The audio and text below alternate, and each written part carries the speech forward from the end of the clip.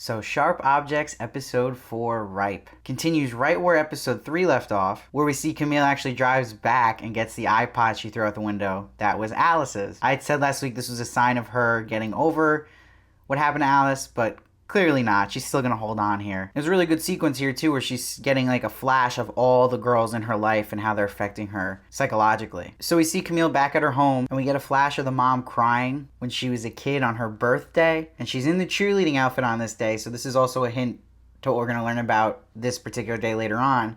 But she runs down the steps and the dad and the maid had the cake ready. And she's like, there's no time for this. So she's completely brainwashed by her mom. It's really, really sad that her mom does not even care it's her birthday. That alone is almost a traumatic experience. And then we see Camille looks in the bathroom mirror and she has flashes of that screw she cut herself with on the toilet and of a knife. And what's so effective about this is it really highlights well mental illness, and a mental illness like the one she has, where she's constantly thinking about cutting, even in just a simple moment as washing your hands at the bathroom sink. These invasive thoughts constantly keep hitting her, and it's so well presented here in this show. So then Amma apologizes to Camille for being a big jerk last episode, and she justified it by saying she was just mad that Camille blew her off, which is ridiculous. Camille was just looking out for her. And it's kind of a half-hearted apology by Amma. Each episode, she's not very likable. And she even admits that she gets carried away in front of her friends. She has this image she has to keep up. And these girls are all bullies. We see they make this sick meme of John Keane, which also scares you to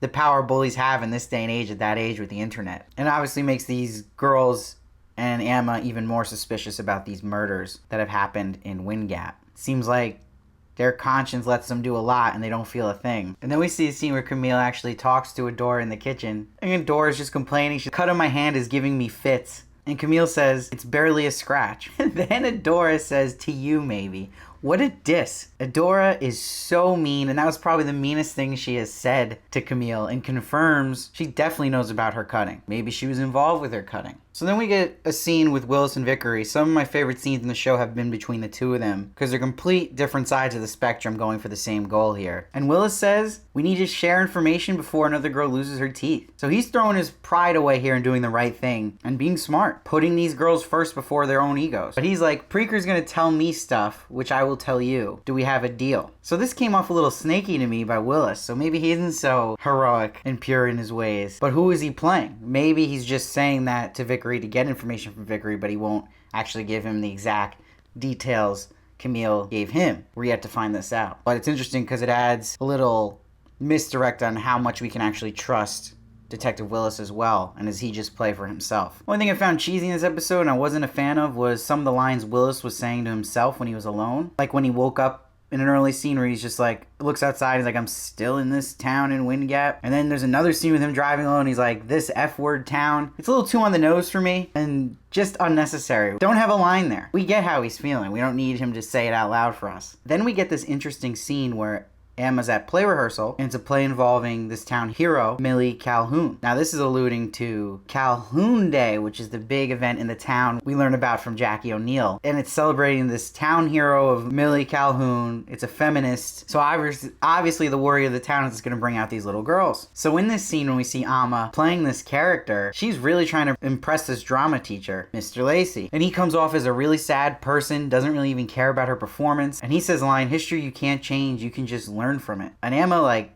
creepily comforts him and is like, is that why you always so sad? Amma's got the hots for him, and Mr. Lacey just kind of has a weird reaction about the whole thing. He's hiding some big skeletons in his closet, and he's definitely drowned in guilt by the way he's acting. So he also is someone we have to be suspicious of, especially if little girls are flirting with him. So what I really thought was maybe the most effective scene in this episode is when Camille comes home and she sees Amma bonding and dancing with the mom in the kitchen. And it cuts to the flash of Camille when she's younger again on her 15th birthday. And the mom's just sick in bed. And the maid's like, not today, child. Mom isn't well. And what this really showed for me is as humans, no matter what, we deep down want our parents' love and approval. And this episode really highlighted that, especially this scene. That as awful of a woman Adora is, Camille as a kid is still seeing it as, I just want my mom to wish me happy birthday, and I just want her to love me and believe in me and be proud of me. So all these things run through her head too, even though this is a terrible woman she has as a mother. But that's just showing you that's part of being human. Feeling this way of still having to impress this person that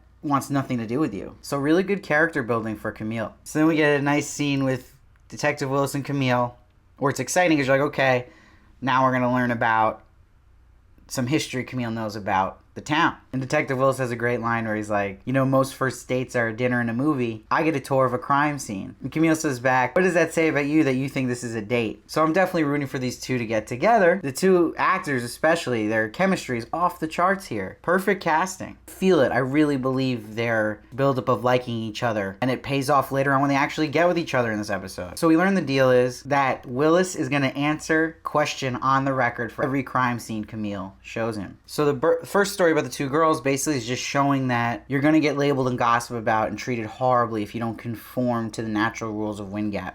And with these two girls that were lesbians, they paid the price because of it. And then Camille talking about labels to Willis, it makes him want to know from Camille what was her label. So what that leads to is the second crime scene where Camille says this is where the football team would have their way with the lucky cheerleader. So clearly we can make from that she was a victim of this in 9th grade. And that's what she's doing running in that cheerleading outfit that day. So the first question she asks Willis is, why did you become a cop? And he shares he wanted to be a vet. Then he realized instead of healing the animals, he wanted to protect them and get the people that hurt the animals. So he really has that true nature of a cop or someone who wants to be in the military to get the bad guy. And then he reveals to her from her second question that the tire sample didn't match with Bob Nash. And what's interesting about this debate they have about Bob Nash and possibly killing Natalie Keene is they start to debate the teeth pulling. And Willis explains a very interesting thing where he says how teeth pulling can be equivalent in a killer's head to rape. Just about power over the powerless. It really was some super interesting criminal psychology there about how someone can get that same feeling. So the two of them go to that S&M cabin again, and Camille gets flashes about it and acts really, really weird around it. And Detective Willis notices this, and Willis has a theory saying he believes the killer was waiting outside the cabin because people knew these two girls hung out there and that he had to have known them. And then he has another great line here where he says, someone in this town is hiding something. And she's like, why do you think that? And he's like, because people are starting to get nervous. That is some great detective instinct there. Reading everyone's reaction to just him being around. And then he calls her out. He's like, did something happen to you in that shed? And then he goes for the kiss, which blew me away. I did not see that coming. And then what really blew me away was she turns her cheek and you think she's rejecting him. And all of a sudden she pulls his hand down to her private area. And you're like, what? And on top of that, she's having flashes of blood and S&M during this. So to me, it is confirming that she's getting off on these thoughts. And they're not just trying to sneak in when she's trying to get pleasure. Like that is what turns her on. Crazy, crazy stuff. This has to be a symptom of something really messed up happening to her clearly as a kid, along the lines of S&M and blood. So then Vickery shows up to see Adora and tells her to cancel Calhoun Day. She's not really about it and kind of teases him about having power to get him out of sheriff, and they flirt a lot, and they both clearly have feelings for each other that probably go way back. And Alan, you could just tell right away, is getting super jealous of this. And maybe Alan's hiding something that he doesn't want the chief to know. So it could be a blend of that. Now, when Camille gets back to the house, a crazy flash we see. Camille comes home in that cheerleader outfit when she was 15, and she's holding the stick and wearing the same outfit that she was raped in by that football team. And then she lights the B-Day cake, only one candle. So that's showing you this horrible, tragic thing where her mom ignored her and then she gets raped on her birthday. That is sad as hell. Now, this is really, really building up some sympathy for Camille here and what she's been through, and might be leading away to us finding out something really bad about something Camille did in the past soon. So then we get Adora and Camille having a fight in the house when she comes in, and Adora says even more nasty stuff to her and calls her ripe, the title of the episode. This scene just clarifying how much emotional torment Camille goes through around Adora at any given moment, and how mentally abusive this mother is. She's past redemption. Incredible acting by Amy Adams in this scene, and Patricia Clarkson. Amy Adams' buildup of tears here was brilliant. So then things start to get really hairy here because Ashley Wheeler, John Keene's girlfriend, finds blood under his bed when he goes out to find a tarantula for his sister's room. And Ashley, who's always protecting John and definitely knows something about him, alluding to last episode where she was defending him in that interview to Camille, now she's cleaning up the blood immediately, not even thinking about it, and cleans herself up all with bleach. And what makes John Keene even more suspicious, besides the blood, is him going to get this spider at the park that Natalie went supposedly missing to the woman in white. So this seems like everything happened with John Keane and Ashley here is going to hit the fan next episode, I feel. So good setup here. Then finally, we see Alan sticking up for himself and getting a backbone. And he says to Adora, "You know I've lost a daughter too. I don't think you have ever stopped to consider that. You show more compassion for local servants than you do your husband." So he also sneaks in a diss about Vickery and her flirting. And it's hysterical when she throws the shoe at him. So immature. She's like a child. And Alan says, "Seems like you could talk to the chief all night." And somehow, Adora blames Camille in all this. And he sticks up for her. He's like, "Not everything is her fault, Adora." And this scene really highlights Adora's martyr syndrome. So for that scene alone, Alan might be the MVP of this episode. And then little scenes like we get with Jackie O'Neill and Vickery showing up at her house, and he says, "What is Adora not telling me about the Preaker girl?" And we see Jackie O'Neill is loyal to Camille, and she won't rat her out, which is good, and it's giving us quick character building for Jackie O'Neill. You can see where she really is as a person. But also, this scene reminds us, what is this that people know about Camille that we still don't know yet? That Jackie wouldn't say to Chief Vickery that he's on to. So we get a really good scene with Camille and John Keane running into each other, and we see a good side of John.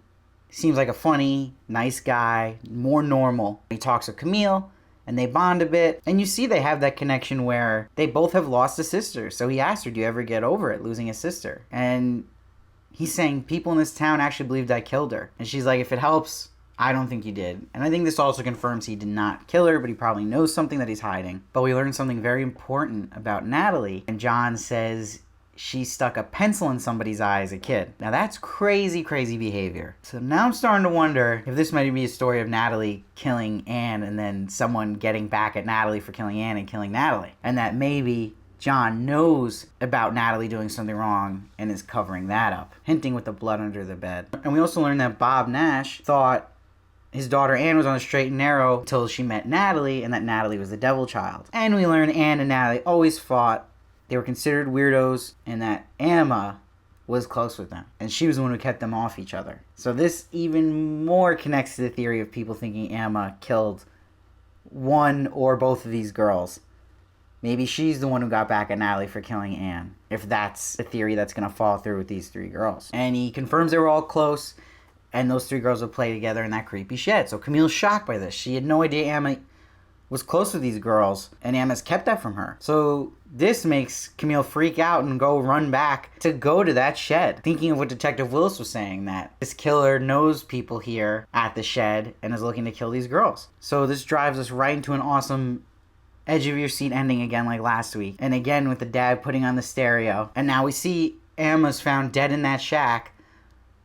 But this is definitely just Camille imagining this while she's driving. This didn't really happen. This is her fears showing in her head that paranoia is kicking in. Like, oh my God, Amma's going to die. I'm going to find her dead. And that she can't lose another close girl in her life again, like she did Alice or her younger sister. And then the dad, who's clearly been sexually frustrated by his wife, Adora, who won't even let him in the bedroom, goes into the bedroom to Adora and is putting his foot down again. He's being a husband. So we'll see what the effects of that are and how that turns out in that decision. And then the episode ends with Camille, I believe, about to drive and find Amma rollerblading. Current time, and that, again, that shack was just her being paranoid. This is another solid episode of this show. Really good relationship building here, and little drops of character building to side characters that was much needed, and a lot of adding to this mystery of who this killer could be or what exactly happened. But the show is still suffering from stretching out a bit and a lot of redundancy. As much as I've been praising the flashes, they feel like they're getting a little too repetitive now and overused,